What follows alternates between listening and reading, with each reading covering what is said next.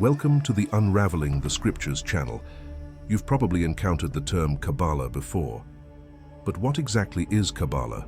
Where does it come from? And what is its history? Although traditionally associated with Judaism and Jewish Kabbalists, Kabbalah, also known as Kabbalah, has attracted the interest of many Christians who practice it without necessarily understanding its ancient roots. But is Kabbalah a form of mysticism? Could it be a type of Jewish religious syncretism that emerged during the Babylonian captivity? In this video, I want to clarify these questions and address the doubts many people have about the true meaning of Kabbalah. If you're curious about this topic, make sure to like the video, subscribe to the channel, and share it with anyone who would like to learn more about the origins and mysteries of Jewish Kabbalah. The hidden origins of Jewish Kabbalah. When you enter the land that the Lord your God is giving you, do not learn to imitate the detestable practices of those nations. Let no one among you be found who sacrifices their son or daughter, practices divination, interprets omens, engages in witchcraft, casts spells, or who is a medium or spiritist, or who consults the dead.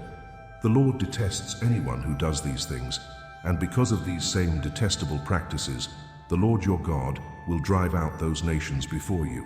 Remain blameless before the Lord your God. Kabbalah, a Hebrew word meaning to receive or reception, is an esoteric and mystical practice within Judaism. This ancient method seeks a profound understanding of spiritual truths and is considered a discipline of Jewish mysticism. Kabbalah serves as a foundation for mystical and religious interpretations, offering a spiritual view on creation, the human soul, and the purpose of life. In Judaism, a Kabbalah scholar is known as a mekubal, meaning one who receives, referring to the receiver of spiritual traditions and knowledge. Jewish Kabbalists have developed a unique way of transmitting sacred texts, keeping this transmission within Jewish tradition. They frequently use classic Jewish scriptures to illustrate and support their mystical teachings, which aim to reveal the deep and hidden meanings of the Hebrew Bible and traditional rabbinic literature, as well as to clarify the purpose and essence of Jewish religious observances. Historically, Kabbalah originated from earlier forms of Jewish mysticism, flourishing in Spain and southern France during the 12th and 13th centuries. Over time, it was reinterpreted and expanded during the Jewish esoteric Renaissance, especially in Ottoman Palestine in the 16th century. One of Kabbalah's foundational texts, the Zohar, was written in the late 13th century and is traditionally attributed to Moses de Leon. This text became the primary reference for Kabbalists, offering profound insights into the universe, spirituality, and humanity's role in creation. Isaac Luria, in the 16th century, is widely regarded as the father of contemporary Kabbalah. His mystical interpretation, known as Lurianic Kabbalah, established foundational concepts that became central to Kabbalistic thought. This form of Kabbalah was widely disseminated from the 18th century onward through Hasidic Judaism, which brought Luria's ideas to Jewish communities around the world. In the 20th century, the Jewish historian Gershom Scholem pioneered the academic analysis of Kabbalistic texts, ushering in an era of deep historical and theological studies on Kabbalah within Jewish studies. A comprehensive understanding of Kabbalah as a continuously evolving tradition is made up of a variety of texts, commentaries, glosses, and related works that collectively expand Jewish mystical interpretations. However, certain texts are considered central pillars of Kabbalah.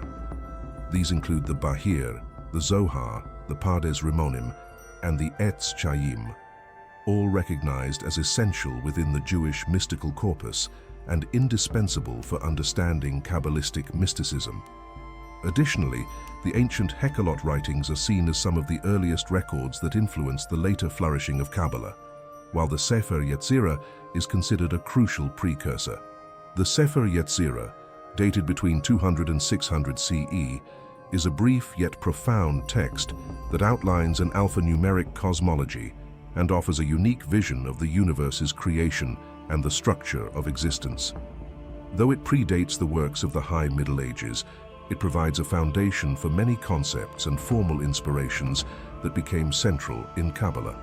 Thus, the Sefer Yetzirah serves as a prelude to the Kabbalistic canon, establishing fundamentals that would profoundly influence the Jewish esoteric tradition and shape later Kabbalistic thought. Jewish mysticism is a rich and complex spiritual tradition encompassing diverse esoteric practices aimed at understanding the divine and hidden aspects of existence. Over millennia, this tradition has evolved deeply, both influenced by and influencing various historical, cultural, and religious contexts. Within Jewish mysticism, one observes a fusion of influences, with various syncretisms integrating elements of pagan origin, especially in Kabbalah, which stands as one of the most prominent expressions of this mysticism. Emerging in the 12th century, Kabbalah quickly established itself as a pillar of Jewish mystical thought. During the medieval period, particularly in southern France and Spain, Kabbalah underwent a formalization process. It was during this time that foundational texts such as the Bahir and the Zohar were composed. These works laid the groundwork for the development of Kabbalah in the centuries to come, providing a mystical and symbolic framework that continues to be studied and reinterpreted today. These texts delve deeply into the nature of the universe, creation, and the relationship between the divine and humanity, paving the way for new spiritual and mystical interpretations. The Kabbalistic teachings of this period deepened the understanding of divine essence, cosmic structure, and the mysteries of creation. Influential Kabbalists like Moses de Leon played fundamental roles in disseminating these teachings, renowned for their allegorical and symbolic interpretations of the Torah, which offered a new lens through which to understand sacred texts. With the onset of the modern period, Lurianic Kabbalah, developed by Isaac Luria in the 16th century, introduced innovative metaphysical concepts such as Tzimtzum, divine contraction, and Tikkun, cosmic restoration, which redefined Jewish thought. These ideas were significant, proposing that creation involved a divine self-limitation and that humanity has an active role in restoring cosmic harmony. In the 18th century, the Hasidic movement emerged, bringing Kabbalistic ideas to a broader audience in a popular and revivalist context. Hasidism emphasized personal mysticism and the continuous presence of the divine in daily life, promoting a warm and accessible spirituality. Today, the academic study of Jewish mysticism, initiated by scholars such as Gershom Scholem, continues to explore the historical, textual, and philosophical layers of this legacy, unveiling new perspectives on its impact and evolution. At the same time, figures like Maimonides in the 12th century, with his rationalist approach to Judaism, offered an alternative view.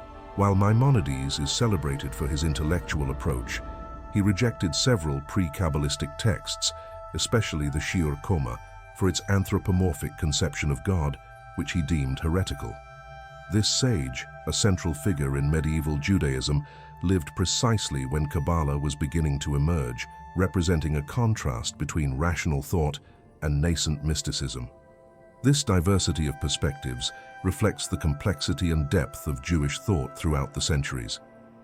Around the 1320s, Rabbi Meir ben Simon of Narbonne wrote a critical epistle included in his work Milhemet Mitzvah, in which he condemned his contemporary Kabbalists, labeling them as blasphemers and even hinting that they bordered on heresy.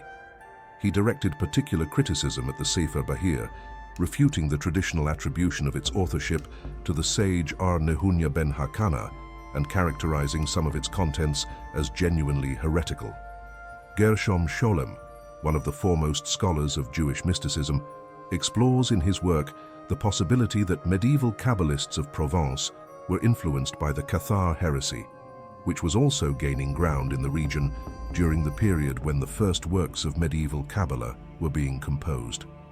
This cultural and spiritual interaction suggests an environment of exchange and mutual influence, contributing to the development of certain Kabbalistic doctrines and practices. Nathaniel Deutsch also highlighted that from late antiquity to the medieval period, there were significant interactions between the Mandaeans and Jewish mystics in Babylonia. These interactions fostered the exchange of traditions, especially in magical and angelological aspects, creating a shared legacy that influenced both groups. During this phase, the parallels between Mandeism and Hekalot mysticism appear to have intensified, resulting in a significant convergence of ideas and symbols. At some point, both Mandeans and Babylonian Jews began to develop cosmogonic and theosophical traditions that featured similar terms, concepts, and imagery, suggesting a deep interconnection between their mystical views of the cosmos and the divine. Today, it is challenging to determine whether these parallels arose primarily from Jewish influence on Mandeism, Mandean influence on Judaism, or a process of cross-fertilization where both traditions mutually absorbed elements from one another. Regardless of their specific origins, these traditions were ultimately incorporated into both the Mandean priestly esoteric texts and Kabbalistic writings, forming a shared symbolic foundation. R.J. Zwiebowski suggests that Mandeism shares more commonalities with Kabbalah than with Merkabah mysticism, especially in terms of cosmogony and sexually symbolic imagery. Texts like the 1012 Questions, the Scroll of Exalted Kingship, and the Alma Rishaya Urba link the alphabet with the process of creating the universe, an idea also present in the Sefer Yetzirah and the Bahir. Names of Mandean Uthras, angels or guardians, have been identified in Jewish magical writings. The figure of Abitur, for example, appears in a Jewish magic bowl, with his name distorted to Abitur. Tahil, meanwhile, is mentioned in the Sefer Harazim, among other angels residing on the 9th level of the second firmament. Kabbalah, in its origins, incorporates various concepts considered pagan and even elements of idolatry, such as the veneration of angels. It did not exist in biblical times, nor during the time of Jesus or the prophets like Daniel, Ezekiel, and Jeremiah. In fact, Kabbalah is viewed by many as a resurgence of idolatrous practices and pagan customs that influenced the Jewish people over centuries and millennia. Influential Jewish rabbis and commentators, such as Maimonides and his son, among others, were rigorous critics of Kabbalah.